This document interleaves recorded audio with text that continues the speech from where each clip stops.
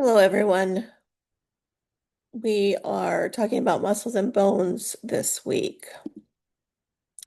And here is our objectives. Hold on, I want to just make sure. Yes, okay. All right. So, first of all, we're going to start about the bone marrow. And so, bone marrow has two types of stem cells. And this is important to know because we want to know, if there's something wrong with the bone marrow, it affects these types of cells.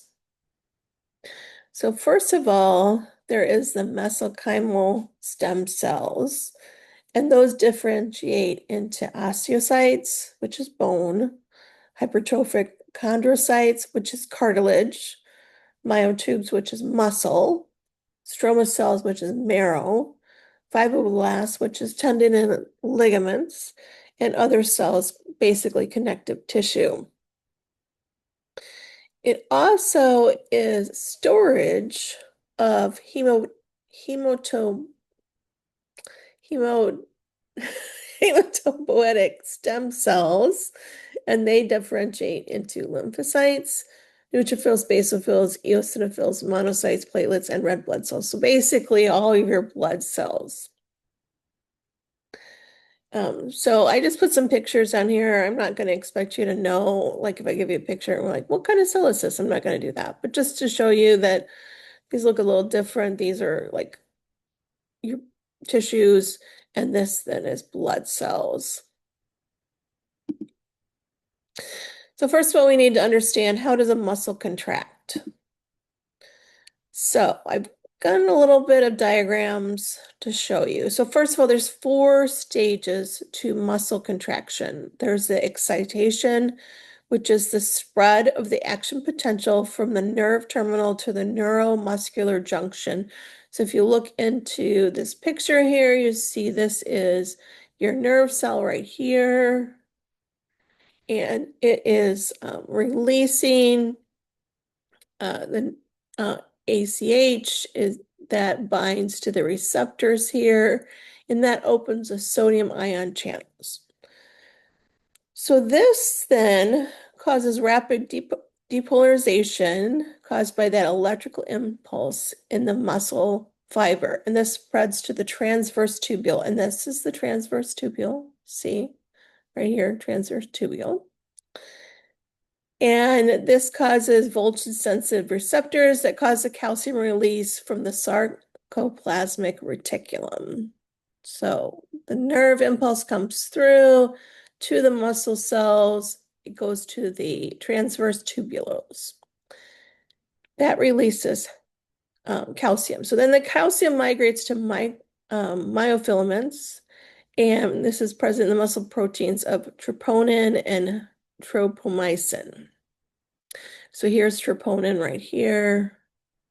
Calcium is coming down. It activates the troponin. They release and bind with calcium, and then actin, which is now formed, binds with myosin. So this little appendage here, this is myosin. I put that in there so that you understand. That's the myosin. It binds to the troponin. And this causes then actin to slide to the troponin and shortening the muscle. So that causes the muscle to contract or shorten. And so when the muscle contracts, it is pulling whatever it is attached to closer together.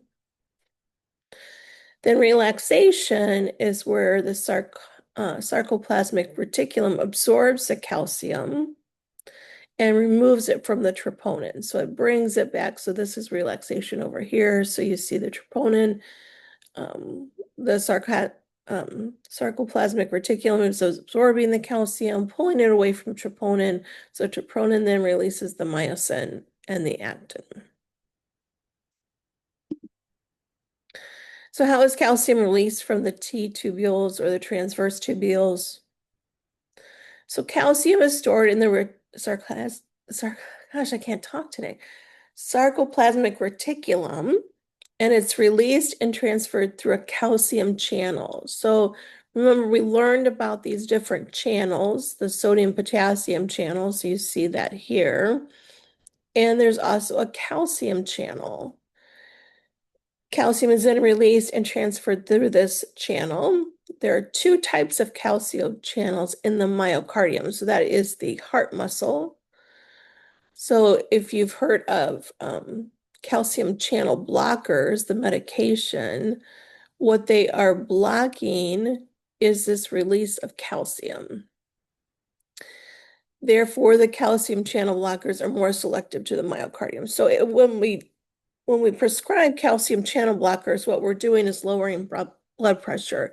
It's making the blood pressure or the muscle weaker or not as strong of a contraction. And that's in the blood vessels in the myocardium, so that lowers the blood pressure. That's why if you give the calcium channel blockers, it really only affects the myocardium because of it's more selective. So it's not doing that to every muscle in the body. I hope that makes sense. So those low levels of calcium leads to decreased muscle strength because there's not enough to bind for a full contraction. So you're not having a huge squeeze of the heart, a really tight squeeze. You have a little bit less of a squeeze, and that decreases your blood pressure. So I just wanted to explain that on how calcium channels are important, especially in the myocardium, and how calcium channel blockers work. So you now understand how the muscle moves, hopefully, but what happens when it's injured? So we're going to talk a little bit first about inflammatory process.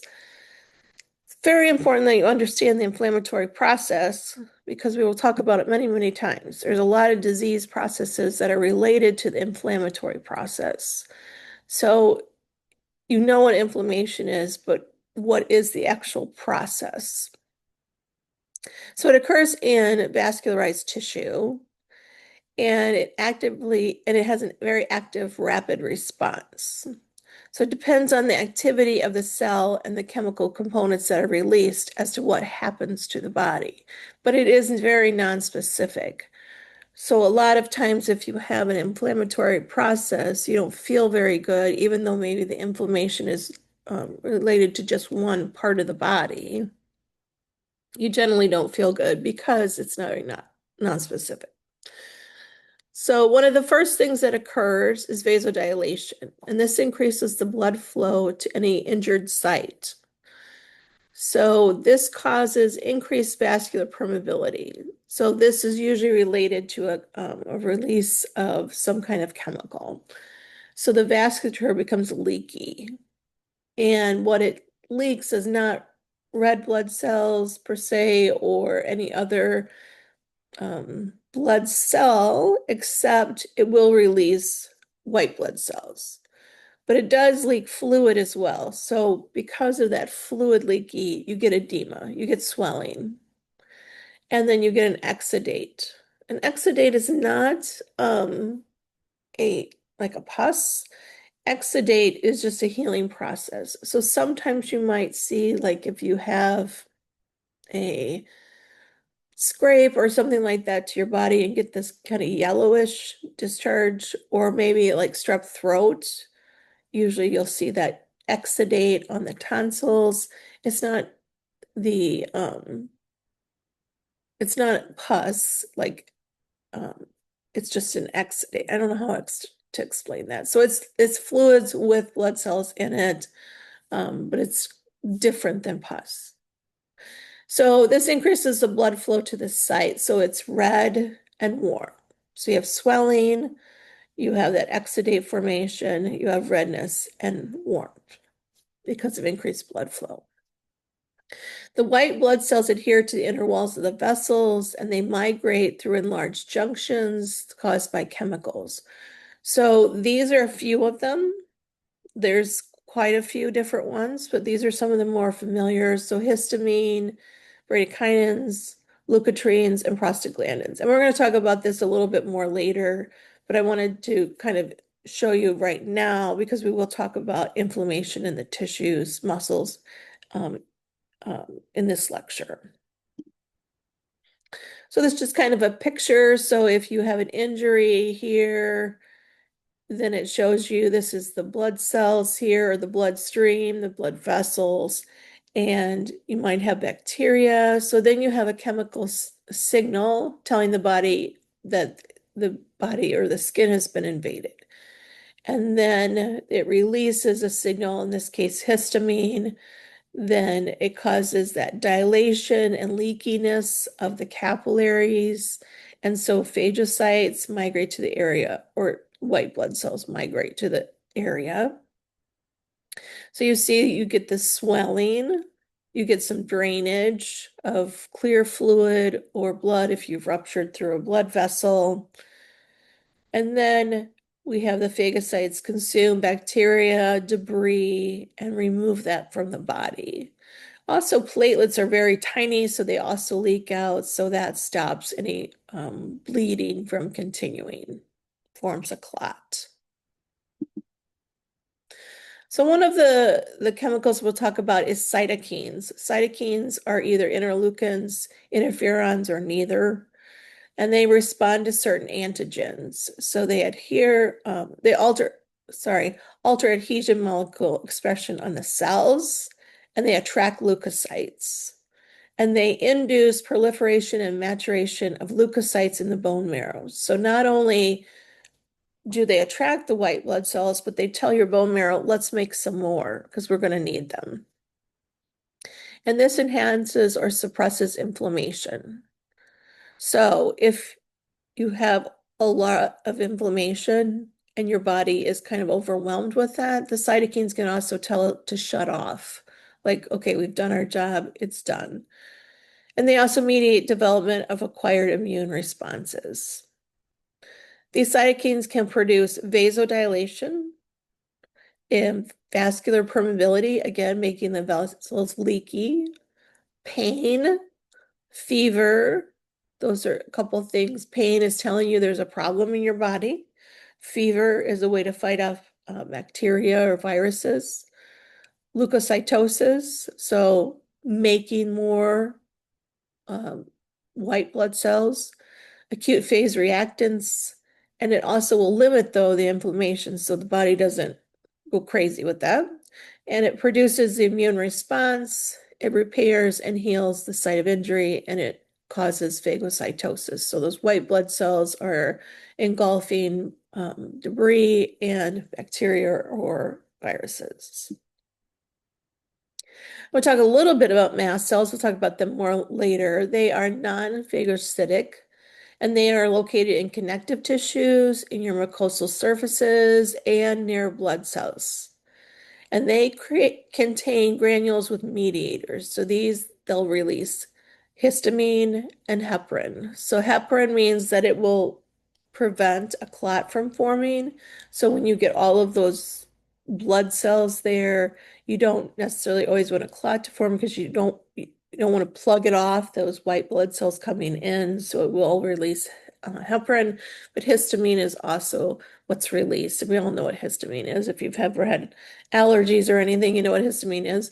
It responds to injury and allergic reactions.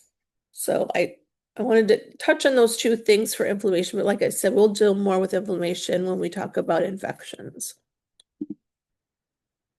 So injuries to the musculoskeletal system, the big one that we know about for bones is fractures. So you should know how to describe a fracture. I did give you a video on kind of how to look at an X-ray. I'm not making you into radiologists, but you should be able to identify a fracture, or if it's clear cut. I'm not going to give you one that's kind of like maybe, because there are X-rays like that. So, but clear cut fractures, and then you should be able to describe it. So a complete fracture is through the entire bone, which is the most common type of fracture. Incomplete fracture is just not through the whole bone, just part of the bone. It can be closed or open, which means did it go through the skin? So open means the bone fragment or bone itself is through the skin that is open. Closed means its skin is still intact. Committed, oh gosh, I can't talk today. Comminuted that's fragments. So there you do have more than a couple pieces. And or it's just like a little tiny piece. Linear, this is along the axis of the bone, the long axis of the bone. Oblique, angled to the long axis, so it's going across the bone. Spiral, it looks like it has been twisted. So there's a multiple breaks and it's kind of out of place. Transverse means that it is going straight across the bone. Impacted means that the fragments are pushed in. You might see this with the skull. If you have like a head injury, you might see impacted. Pathologic, this means that the bone is very weak and that it breaks easily. That might be a little more difficult to see on an x-ray if you're not really good at x-rays. Avulsion, the fragment is attached to a ligament, so you might see it kind of hanging off this ligament. It looks almost like a hair is holding it in place. Compression, it's squeezed together. This is you might see in the back, the vertebrae. Displaced means that it's not in alignment anymore, which is quite common. Extracapsular is close to the joint, but outside the joint capsule, and intracapsular is within the joint capsule. And fragility is caused by low-level trauma. That one a little bit, I don't expect you to kind of recognize that. Incomplete fractures are green stick or splintering. You see this a lot with kids. Torus is where it's buckled. Bowing is where it's bending. Stress fractures or microfractures, a little bit harder to see. And transchondral is separation from the cartilage from the bone. So the cartilage is removed from the bone. The bone's still intact, but the cartilage has been removed from it. So in the assignment, I give you an x-ray, and I want you to use as many of these kind of terms in that, explaining what you see in the x-ray. So healing fractures, so first of all, you'll have bleeding in the soft tissue. That's where all the pain is. Bones have no feeling at all. There's no nerve endings in the bone. It's all the soft tissue that surrounds the bone that hurts. I'll often hear, like on sports or something on the TV, they'll say that they have a bruised bone. And I'm like, well, yeah, it might have bruising around the bone, but it's not the bone itself that's bruised because the bone doesn't have, it has vasculature that goes through it, but it doesn't, I mean, the osteocytes, there's no blood there. So usually, or you might have something with the marrow, but yeah, I mean, it doesn't have any pain. But broken bones are probably the most painful things out there, and that's because of all the soft tissue that surrounds the bone has been moved or injured, and that's where all your pain is coming from. So you have bleeding in the soft tissue and the end of the fracture and bone tissue edges adjacent to the fracture dies. So then you have that inflammatory response. So that's why we went over that. You have that vasodilation, the leakiness, the white blood cells coming out. You have exudation, that kind of fluid that has the white blood cells. It has plasma, it has platelets, all of that, and infiltration of the leukocytes and mast cells. So they're coming there. Basically, you know, you're going to have swelling, you're going to have redness, you're going to have warmth. And then cytokines that we talked about, they transform the growth factor beta and platelet-driven growth factor, and the prostaglandins promote healing. So all of these chemicals are coming to the site. Prostaglandins are where you're going to get a lot of your pain. You're also going to get a lot of your warmth, maybe a fever, those kind of things. Prostaglandins does that. Again, we'll talk about those later. 48 hours, increased vascularization increases. So the first 48 hours, you're going to have a lot more swelling, a lot more redness because you're going to have more vascularization to the site.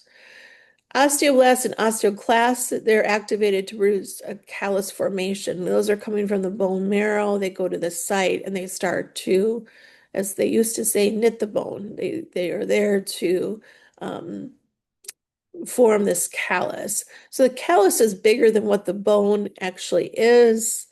So it remodels the bone, and then normal tissue is formed, and then that unnecessary callus tissue is reabsorbed back into the body.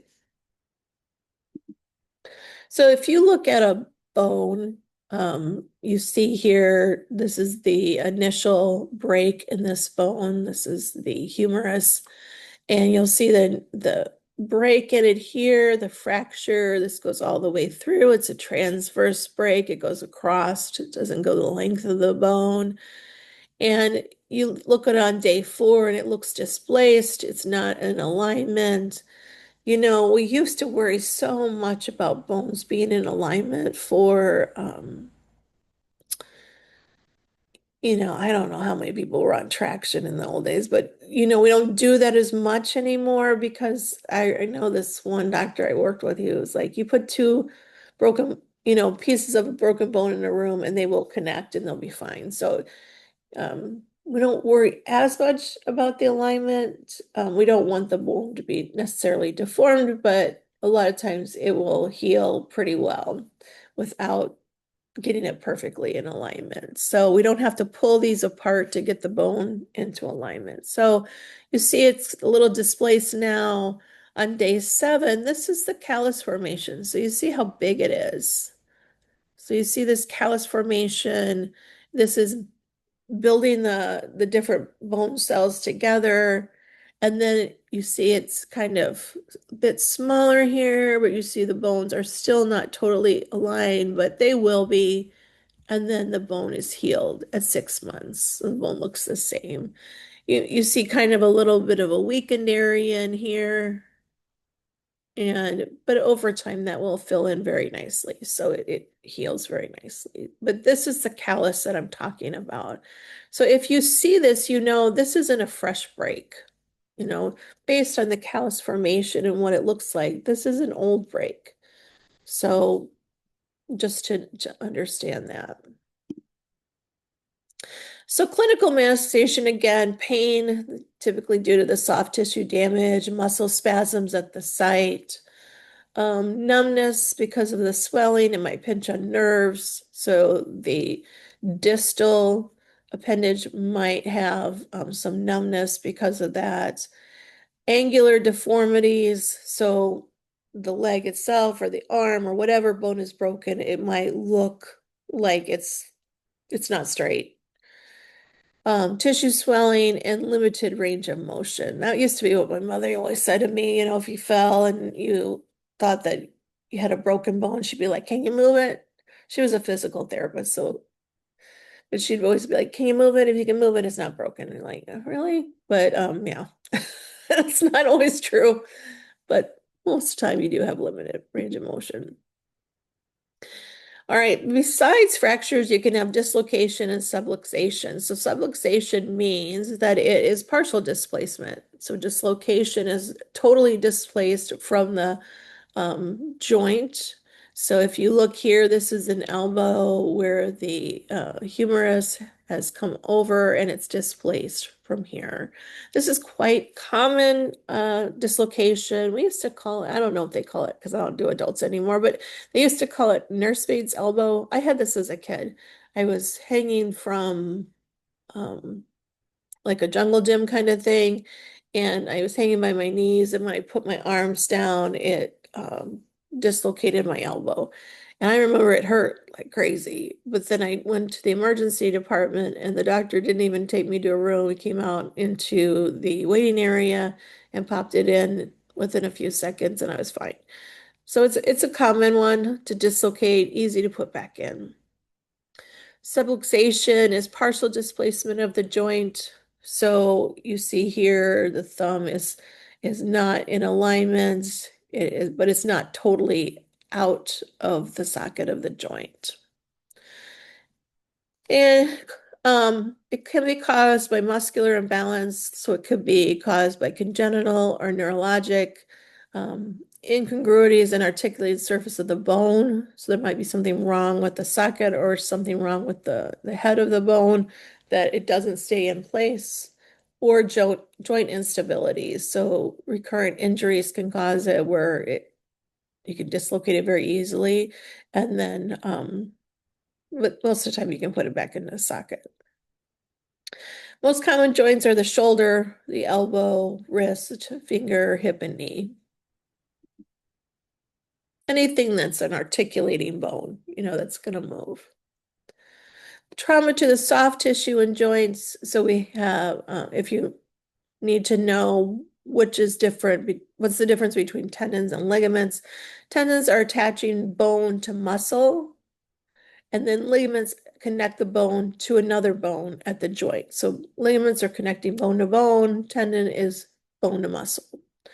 A sprain is a ligament tear. So somewhere between the bone and bone, it tears.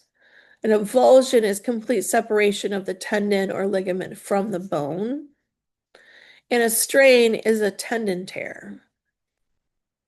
Usually because it's soft tissue, you'll have a lot of bleeding. So you'll see the bruising, you'll see swelling, um, especially distally. So this person has something wrong with their ankle. And so you see up here, it's not swollen, but down here in the foot, it is swollen. And you see a lot of blood accumulating in the joint because of um, uh, damage to the blood vessels. So diseases of the soft tissue. So we have tendinosis, which is degradation of the collagen fibers. We have tendonitis, which is inflammation of the tendons. We have bursitis, which is inflammation of the bursa sacs. So those are at the different joints, and they're just a sac of fluid, a bursal fluid, and it allows the joint to move smoothly across each other. So usually you have those in your hips, you'll have those in your shoulder. And so if the joint is not moving properly or overused, you might get bursitis. Endochondritis is inflammation of the tendon where it attaches to the bone.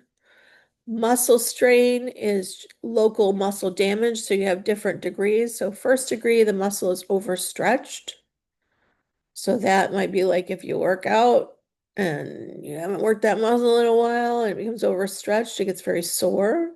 Second degree, the muscle's intact, but it might have pain and mild bruising. Third degree is tearing of the fascia. The muscle ruptures and bleeding is present. So that's the most severe type. Rhabdomyolysis is a rapid breakdown of the muscle causing release of intracellular contents, including the myoglobulin. Compartment syndrome is where there's an injury and that decreases blood flow to the distal extremity. And if it can decrease blood flow so much that it can cause ischemia and severe edema, which makes the situation worse. So usually the extremity is opened. They open up the fascia so that there's room for it to expand and not push on the blood vessels. A crush syndrome is caused by rhabdomyolysis involving the kidney and coag syndrome. So rhabdomyolysis is where you have basically this is the cause, it's all the different causes. I don't expect you to know all those. As a primary care provider, we don't deal with rhabdomyolysis.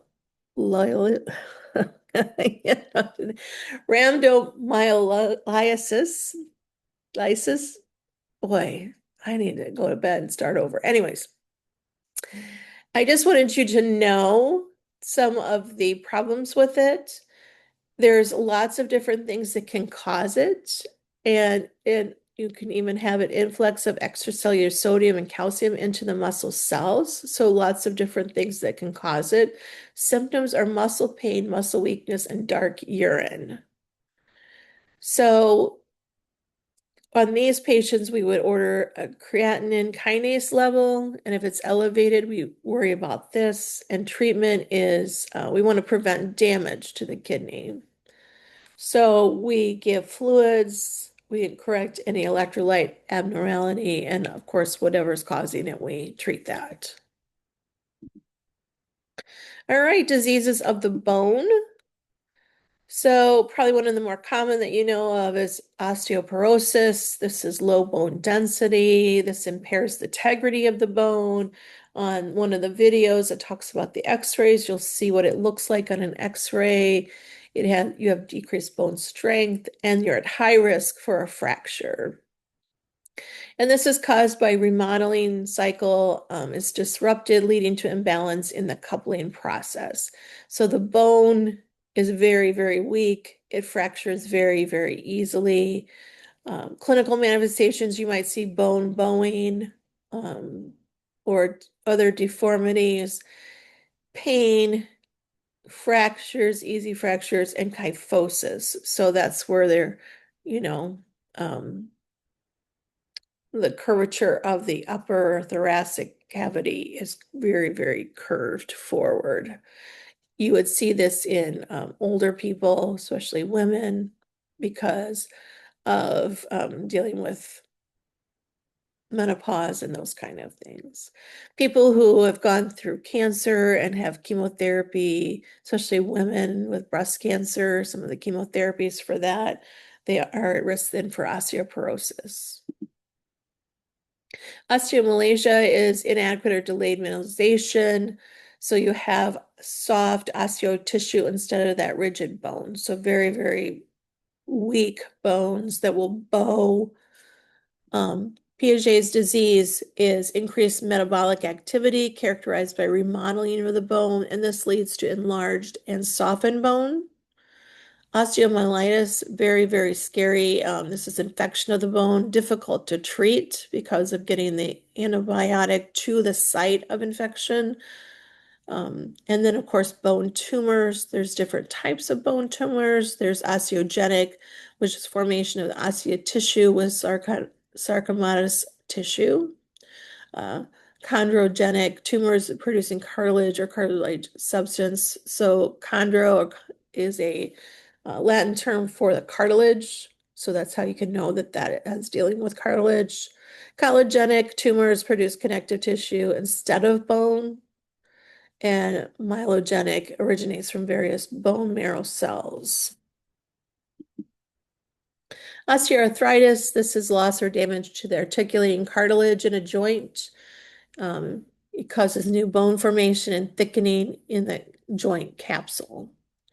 Inflammatory joint disease, otherwise known as arthritis, quite common. This is damage or destruction of the synovial membrane. You have the synovial fluid in the joint that allows the joint to move freely without pain, without the bone touching each other. So it moves nice and smooth. So that membrane and that fluid is no longer there. So you basically, I hear people say this all the time, that they've got bone on bone, which means that, there's no cushion there between the bone. And systemic signs of inflammation. So you have different types of arthritis. You have rheumatoid arthritis. This involves the joints and other organs. So we have those cytokines present, which we talked about earlier. You get rheumatoid nodules form at areas of pressure or trauma. Excuse me. An aggregate of inflammatory cells surrounding cellular debris. Ankylosis spondylitis is a chronic inflammation of the joints, and over time you get these little bone spurs coming out. I gave you a video about bone spurs. They talk about bone spurs in the foot, but they can occur anywhere. So spurs are where the tendon or the muscle is shorter or something's wrong with the movement. And so as the muscle is pulling, it pulls so much on the bone starts to grow in that direction. So it makes these little spiky bone and it can cause stiffening and fusion of the joint and sacroiliac joints. This usually occurs in the spine, most of the time in the sacroiliac, but you can actually have it in any curvature of the spine, including the neck, the cervical curvature. Gout is an inflammatory response to excessive quantities of uric acid in the blood and other body fluids in including the synovial joints. What happens is your body is producing monosodium urate crystals in and around the joints. I gave you a video on gout, just kind of go over it a little bit more because it is quite common. We'll see it in primary care. Disorders of the skeletal muscles. You can have contractures of the muscle, so the muscle has been shorter than normal. And this is usually because of lack of movement. So you're not moving the muscle, so it contracts and it gets smaller and smaller.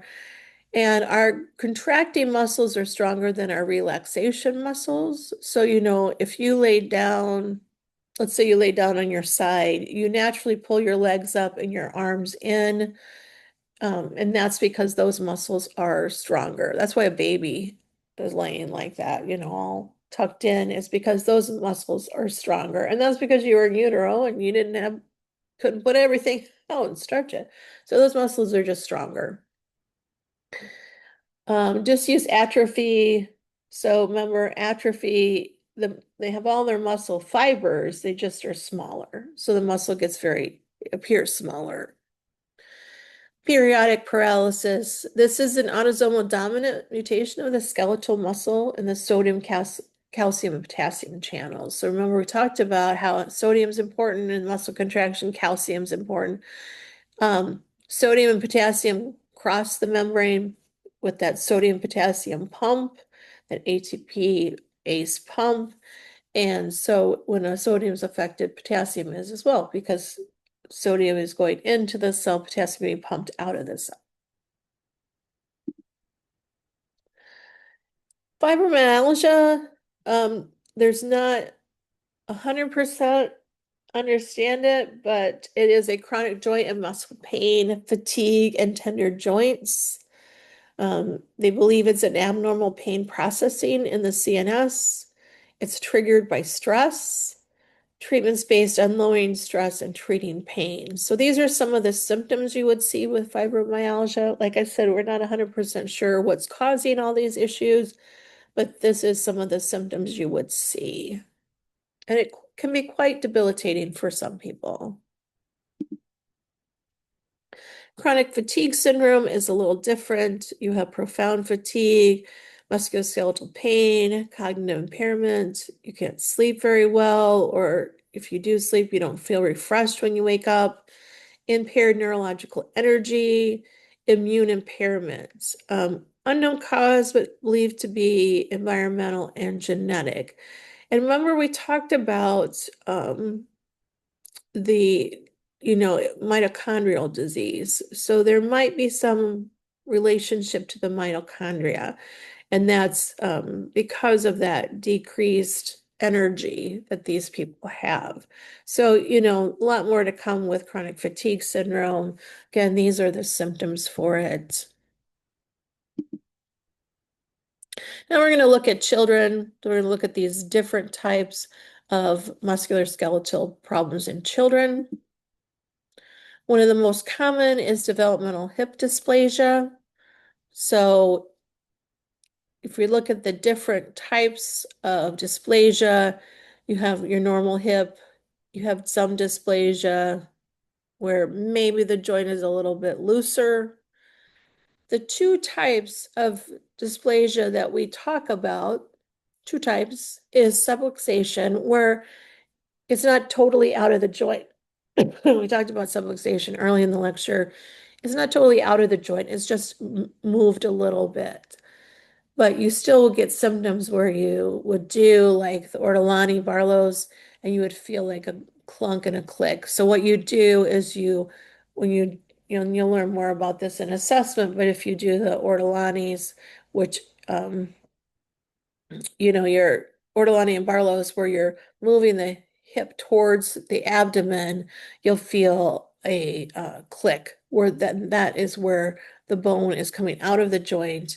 And then when you open up the leg, you're putting the bone back in socket and you'll feel a clunk where it goes, sinks back into where it should be.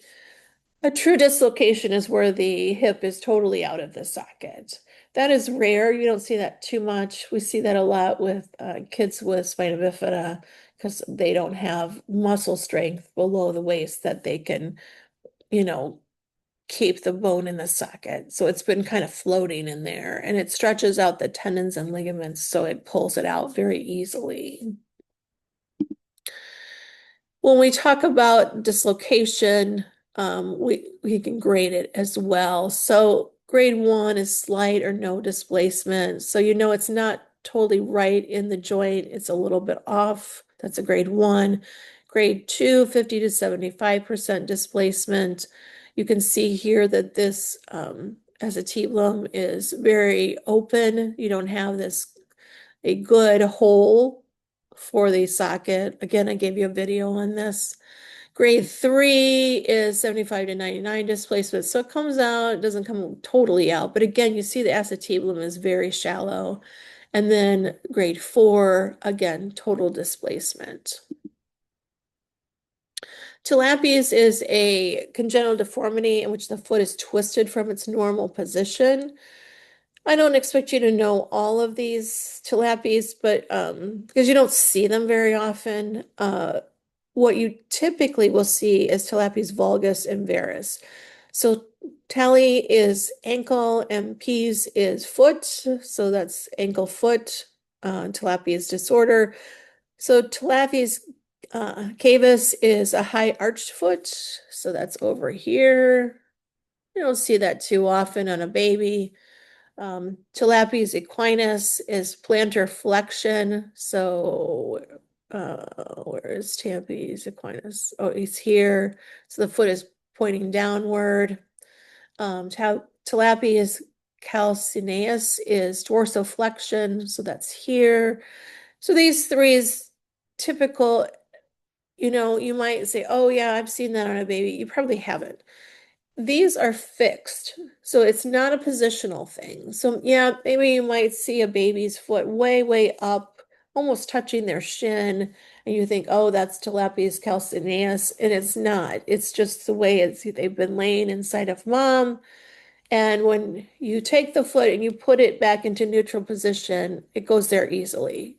That's a positional deformity. It will get better, now that they're not smushed in there, they will flex out their feet and it's not an issue. So that's not Tilapes. Tilapes it's firm. You can't move it into the right place.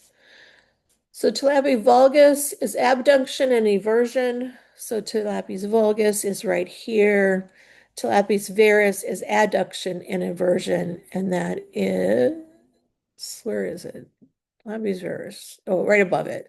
That's the most common is Tilapes varus, where they're pointing inward and they're kind of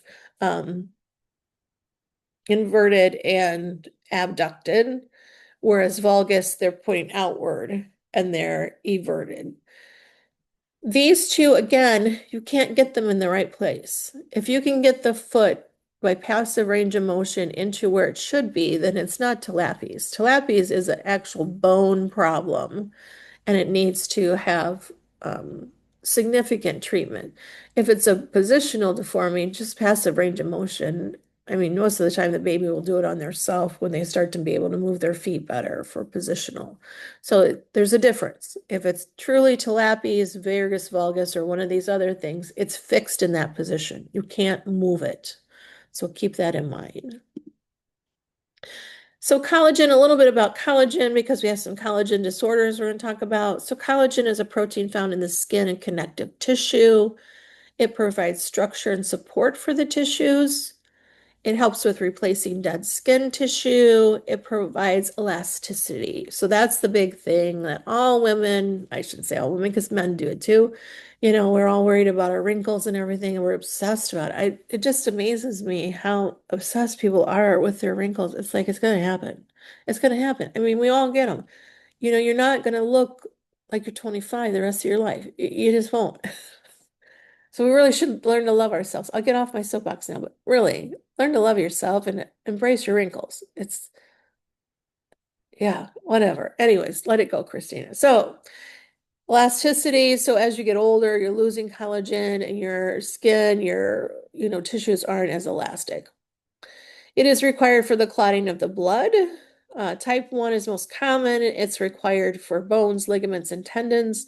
Type 3 collagen is required for muscles. So osteogenesis imperfecta is a collagen-related bone dysplasia, so they are not making collagen like they should.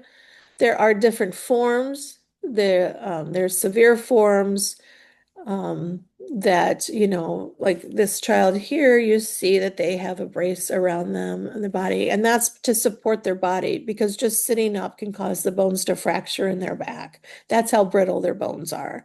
So frequent fractures, it causes poor growth and deformities.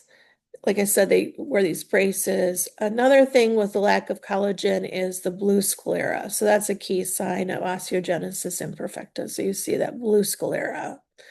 This is Henri Toulouse-Lautrec. I don't speak French, but I get as close to it as I can. So this Henri Toulouse-Lautrec, he's a famous artist. I don't know if you know him. You should get to know him. I think his work is great. This is a famous painting, and it's at the Art Institute in Chicago. Moulin Rouge. Yes, this is in Moulin Rouge. He painted that. It's a little trivia for you. Rickets, this is insufficient vitamin D, calcium, and phosphorus. This can be caused sometimes by the parathyroid, which we'll get into with hormones. Some are inherited. Some are happen because of decreased vitamin D. So that's why a lot of things are fortified with vitamin D. Here in Northwest Indiana, in the wintertime, we just don't get very much vitamin D because we get it from the sun. And so if you don't have a lot of sun, I used to worry about like people in like the Arctic. You have very, very, very, very short days on some of the time. And then sometimes you have really long days. And there's not like there's food up there. So how do they get it? But they do. I read about it. So I'm not that worried anymore. But they are at risk if you're not out in the sun. It softens and weakens the bone. Treatment is with dietary supplements. We give you vitamin D. Be careful with vitamin D, though. It is a must or a fat soluble vitamin. So you don't release it. It stores in fat. So if you take large, large, large quantities of vitamin D, that's not good. No one has really come up with what does that mean? What large quantity is that? Because I know some people who take very large quantities of vitamin D and they don't have a problem. But just be very careful with that. Any deformities that occur are permanent. So it's not like these bones are going to straighten out once they become curved like this. Scoliosis, this is abnormal curvature of the spine. If you look at a person with scoliosis, so you see this x-ray here, you see this curvature, it can be much more marked than that even. So here you see, so uneven shoulders. So look at this person's shoulders. You see how this shoulder is higher than this shoulder. Uneven height of hips. So you see how this hip is higher than this hip, or actually this hip is higher than this hip if you look at the iliac crest here on the x-ray. Uneven rib cage when bending forward. So if you have them bend forward, you can actually see the curvature and you can see how this is rotated. So these ribs appear smaller because it's rotated like this. Typically not painful unless it's starting to pinch or pull on other tissue. Typically it is in females, adolescent girls, and most are idiopathic, which we don't know the cause. It's just they tend to get it. So again, surgery is what we do, and we put in some structure there with rods and to straighten out the spine. Leg calf purse disease is typically in adolescence as well. And what happens is interruption of blood flow to the femoral head, causing necrosis and collapse of ossification. So if you look at this X-ray here, this is the normal hip. You see the growth plate right here, this kind of line. And then you see the head of the femur, and it's normal. It's sitting right in the acetabulum. And over here, you see dead tissue. So it's not a nice rounded head. You don't even see the growth plate anymore. This is a limp. Um, Limp is very prominent and it's painful. It's a painful limp. So it can, the pain can be caused in the hip itself, knee, or in the leg. Um, Very limited range of motion. They can't move the hip. It is most common in boys and again, school age boys. Osgood-Schlatter disease is tendonitis of the anterior patellar tendon and osteochondrosis of the tubercle of the tibia. And this is caused by overuse. You see this in athletes. It's most common during growth spurts. It's very painful. They can't put a lot of weight on the leg. And you have swelling or a lump below the patella. So you see this here. You have this lump below the knee.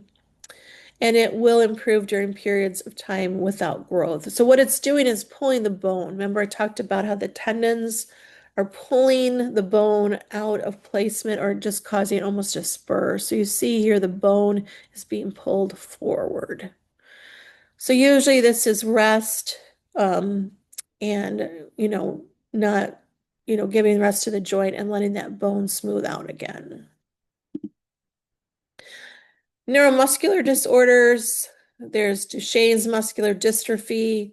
This is X-linked recessive. So you should know how to do the Punnett square. You should know how to explain to families. Again, this one is not deadly if girls get it. So girls can get it, but boys get it more just because they only need the one X to get it from their mother. Is the most common inherited muscular dystrophy. Rapid progression. You have pseudohypertrophy of the calf muscles, so the calves look enlarged, but they're not. They're not hypertrophied. What it is the thigh muscles, the quadriceps and all of those have become atrophied, so they're very small. So the lower leg looks bigger just because the thigh is so small. You have Gower's sign. Gower's sign is where they are walking, like if they bend over to pick something up, they have to walk with their hands up their body to get to an upright position. Sometimes the female carriers can have mild symptoms. Again, more males than females because they only need the one X that has the gene. Spinal muscular atrophy is an autosomal recessive, so both parents have to have the gene. It's degenerative disorder of the motor neurons in the spinal cord, leading to muscle atrophy. It is on chromosome 5, although some are not linked to this chromosome, but usually it's on chromosome 5. There are 4 different types. SMA1 is the most severe, and usually the children don't reach their second birthday, and it affects everywhere in their body. So they just can't move, but they can't breathe either because of they don't have the tone in their rib cage to move the lungs, to expand the lungs and to compress the lungs. So you see this child has a brace, a body brace, and that's because they would just kind of slump over. They are on a ventilator because they can't breathe. They usually have their mouth agape because of lack of tone here. Facial-capsular humeral muscular dystrophy, not super common. It is autosomal dominant. It has mild progression. It affects the face. Shoulder blades and upper arms are most affected. So you may see asymmetric findings, such as in this child. You only see it on the one side. and it is a mutation on chromosome 4. So this child has it.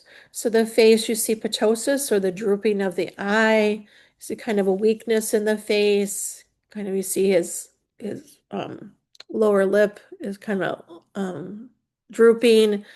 You have this bilateral winged of the scapula and difficulty raising both arms above shoulder height. Um, in a patient with hyperlorditic or that lordosis, which is that lower curve of the